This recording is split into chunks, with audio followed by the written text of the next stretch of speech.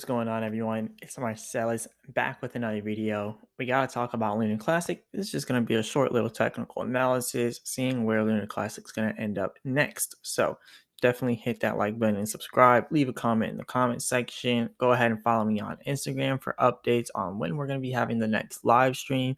And remember, I'm not a financial advisor. None of this financial advice. But let's get straight to it. So right now, everything that we talked about yesterday is pretty much happening and coming into fruition. So we pretty much predicted that from here, what Luna Classic will end up doing is coming down to the support around 273.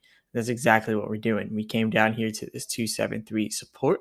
And now the next support for us to hit will be down here around 241. And when we get to 241, just like how we have back here, we're pretty much going to start to rise back up possibly to 2.7 and possibly even up back again to 3.2. But right now, what we do know is that we're still going to end up pulling back down here to 2.4. But from there, we just got to see whether or not we're going to be bullish or bearish.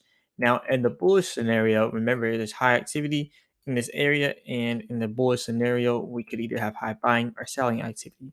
So, what we got to look at here for the buying, if there is high buying activity in this area, then pretty much what you're going to see Luna Classic doing next when we get down to 2.4 is either going up here and stopping at 2.7 or going up here stopping at 3.2. And if it can actually pass 3.2, then it can go up here and stop around 3.7.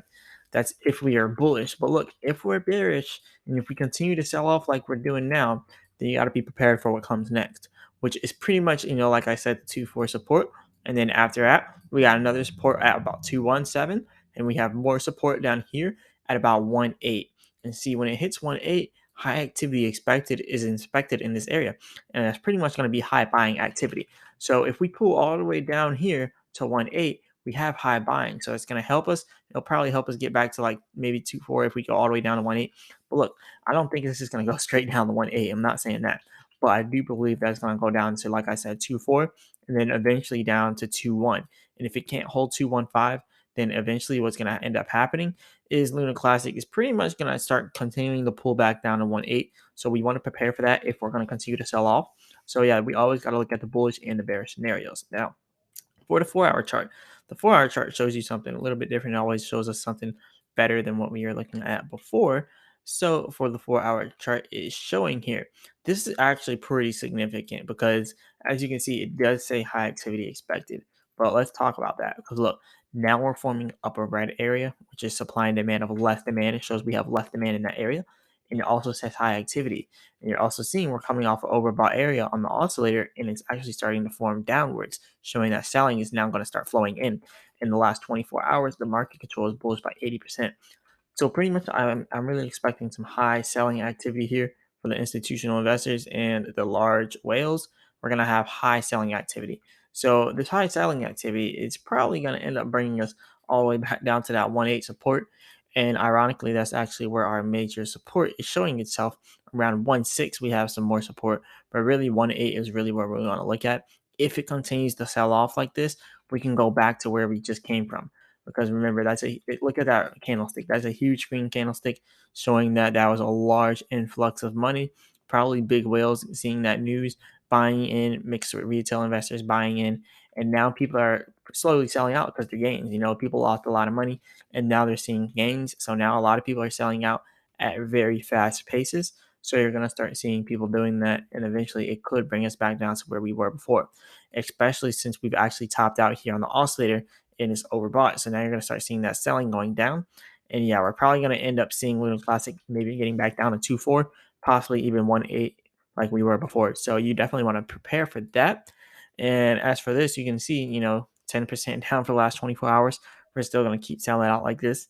And yeah, it's probably going to go back down to where it was before, sadly. But, we got to be realistic here. But when you do look over here, you see that the burns have slowed down. So even though that we have the burns approved and we're actually getting the burns, it's slowing down. So yeah, the burns are slowing down around the 3rd of October. We're going to be getting, the burns for the previous week. So it's going to be like that every single week. We're going to be seeing these burns coming in.